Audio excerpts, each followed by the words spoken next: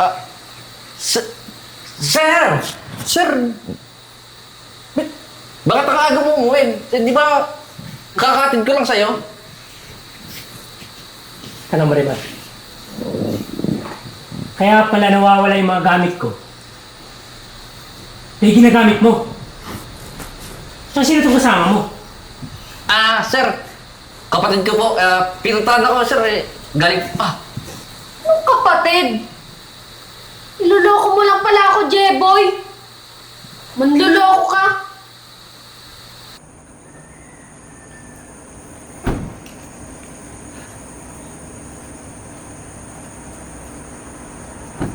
Ah, bakit?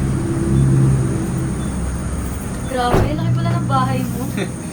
Nalalakyan ka na dito? Eh, ito nga yung pinakamaliit kong bahay. Sa totoo lang, yung pinakamalaki kong bahay, nasa BGC, nasa Makati. Eh, ito, parang tinitiran lang ng katulong ko. Sobrang yaman mo na talaga. Small thing. Ay, O, sa paano? Pasok muna tayo sa loob. tara. Sige, pasok ka. Yaya? Marimar! Yaya? Marimar! Ay, Jeboy! Sino? Alam mo, kanina pa kita inaantay. Bakit? Alam mo naman, dami natin. Tsaka sino yung babaeng yan? Ay, nako, mayayari ka naman doon. Ay, Marimar! Ay. Ano? Ano? Marimar, punta ka na tayo doon. Mag-usap muna tayo. Hindi, dito lang ako. Tara na. Wait lang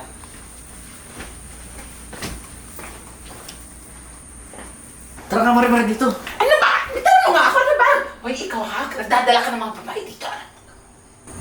Marimar, huwag ka naman maingay. Hayaan mo na. Diskarte ko to. Diskarte! Hindi mapapayag ako. Ay, nako, hindi ako papayag kasi may pag dumating talaga si Sir. Nako! Marimar, bibigyan kita 5,000. Tumahimik ka lang. Ay, nako! 5,000? Oo. Akin na. Sasend ko na lang sa Gcash mo. Alam mo, pagdating sa mga pera, mga ganyan.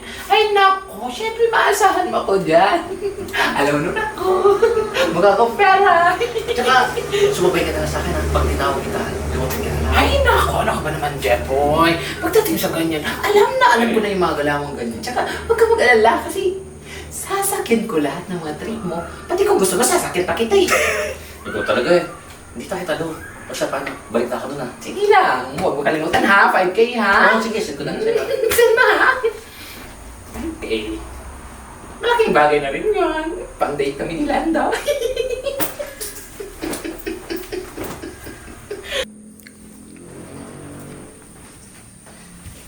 Pia, pasensya ka na doon ha. Eh, ngayon lang kasi ako nag-uwi dito ng kasing ganda mo eh. Kaya siguro nagulat lang. Tsaka, may gusto ko bang kainin? Sir? Sir? Sir? Hi, madam! Ay, naku, sir. Pasensya na po sa inconvenience, sir, ha? Pero, sir, ano po bang gusto ninyo, sir? Naku, sir. Pagsisilbihan po kita, sir. Kahit ano pong kailangan niyo. Ano pong gusto kailangan ni madam? Ano pong gusto niya kainin? Kahit ano po, sir. Basta kung gusto po yung kainin, yun po yung gustong kainin niya. O, di ba? Obviously, mabait tong katulong ko eh. Nabigla lang kanina. Nako, ikaw ha? Napakaswerte mo dito sa amo ka. Hindi lang sa mayaman na, may itsura pa. Oh, Marimar. Nga pala, nakaayos na ba yung kwarto ko doon? Siyempre naman, sir, nakaayos na kasi alam mo na, di ba? Pagdating mo, asikaso na lahat ng ano man gawain dito sa bahay. Kasi nga, di ba, bilang katulong mo, ugali kong pagsilbihan ka at bigyan ka ng magandang serbisyo. Yan ang tamang ginawa mo. Huwag ka maglala. Dadagdagan ko yung sahod mo. Ay, dalaga yung 5K. Ay, what I mean is yung sahod ko, sir. Ay, naku, sir, ang bait mo talong ko. Gagawin ko 150K yung sahod mo. Tsaka ako nagpapadala sa pamilya mo. Huwag mo nang bawasan yung binibigay ko sa'yo. Sige, sir. May sinasabi ka? Ay, wala, sir. Ang sabi ko, ganda-ganda ng kasama mo. Hayop sa ganda. O, paano? Punta muna kami kwarto ha. Papahinga lang kami. Sige, sir. Tara na.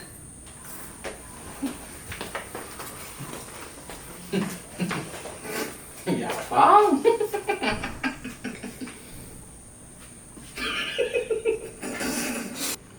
Ba't ba tayo nandito sa kwarto? Magtatago-taguan sana tayo eh. Sir? Sir? Sir? Sir?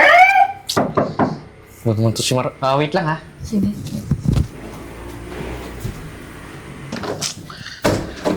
Ano ba yung Marimar? Istorbo ka naman eh. Jeboy, anong ginawa niyo? Pinapasok mo sa master's bedroom yan ay. Ano ka ba naman? Baka mangyayari kay sir. Pinapasok mo pa talaga yung babae dyan. Marimar, wala naman si Sir eh. Tsaka di naman malalaman ng Sir to eh. Ay nako, Jeboy ha. Ako talaga, hindi ka na nagugustuhan tong mga plano mo eh. Ay nako, pag naglabot na talaga tayo kung si sir. Marimar, tama na. Lalugdan Sige na, dadagdagan ko na lang ng 2K yung bibigay ko sa'yo. Okay? Gagawin ko ng 7K. Ay, kama naman, Jeboy. Alam mo, galingan mo dun sa loob, ha? Gawin mo lahat na gusto mo. Ako na bahala dito sa labas. Basta sige na. Papasok na ulit ako Sige. doon ha. Ingat ka, ha? 7K. Laki-laki pera din yun.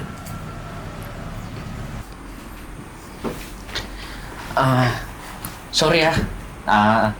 Istorbo kasi si Marimar eh. Wala na daw pala kaming gas. Eh, binigyan ko muna ng 20K pambili niya. Tsaka nagpabili na rin ako ng pagkain natin. Sige. So, paano? Pwede na ba tayong magtago-taguan? Pero hindi talaga eh. Mali kasi itong ginagawa ni Jeboy. Pati ako madadamit. Tsaka magkakasala din ako. Ano ba yan? Mababawasan yung guhit ko sa langit. Jeboy? Ay, sir? Sir? Sir? Sir? Ala! Wait lang ha.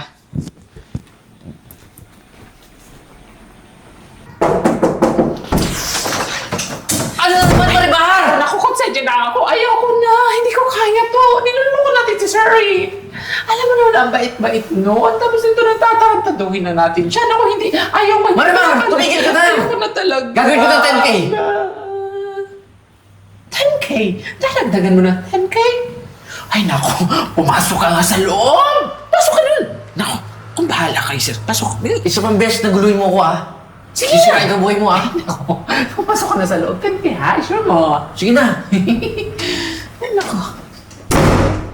10K. 5, 10, 15, 20, 30, 40. Ha? Naku, paldo.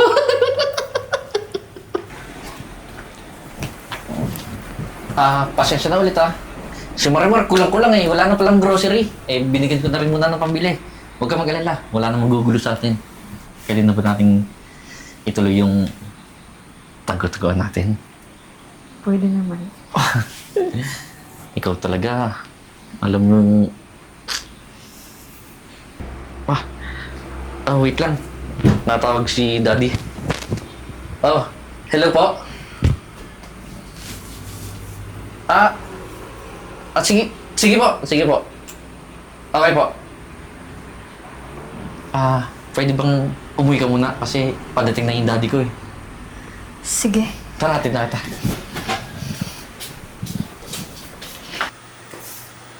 Marimar! Marimar! Sir? Pala. Napapansin ko, ang mga gamit ko nawawala eh. Ay, Yung damit ko. Tsaka yung pabango ko nawawala rin eh. ay. Wala, sir? Sir. Ayos na yung sasakyan. Alis na tayo. Sayang oras eh. Sir. Ano ba, sir? Alis pa ba tayo? Hanapin mo na rin yung mga gamit ko ah. Baka nandiyan lang sa tabi-tabi. Sir. Tara na, sir. Sabi ko sa'yo susumbong ka pa.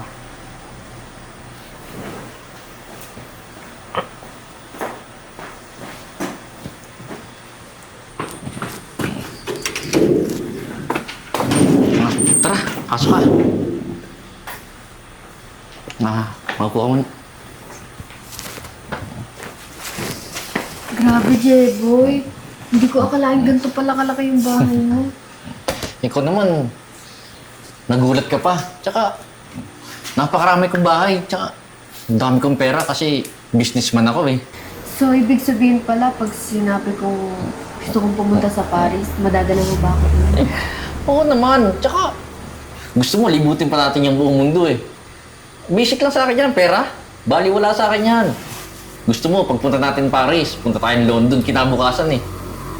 Or kung saan mo gusto pumunta. Tsaka, dadalhin kita sa lahat ng masarap na kainan.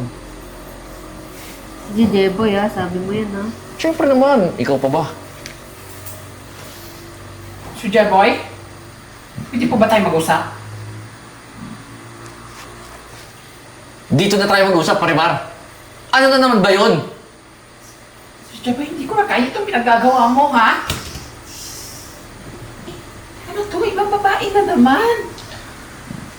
Marimar, tumahimik ka na ah. Wala kang karapatan na diktahan ako. Dahil ako ang gusto mo. Ano sinasabi ng katulong mo? Eh kasi po, Marimar! Hindi. Huwag kang makinig dyan. Siguro gutom lang yan, di pa kasi kumakain yan eh. Siguro may babae kang iba bukod sa akin. Wala, ikaw lang ang babae ko. Ikaw naman. O siya, paano? Tara, sa taas muna tayo. Sige. ay nako, tigilan natin to, Jeboy. Ayoko na. Naku, konsensya na ako kay sir. Ang bait-bait ng amo ko, tapos tatarantaduhin lang natin. Pati ako nadadamay. Kailangan malaman to ni sir. Hindi bali nang mapagalitan niya ako. Basta malaman lang niya kung ano yung totoo. Hello, baby? Hello, sir?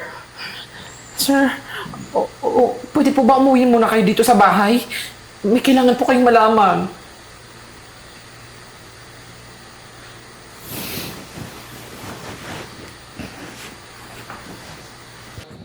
O, paano? Nag-enjoy ka ba? Oo naman. Sabi ko sa sa'yo, ang laki ng bahay ko eh.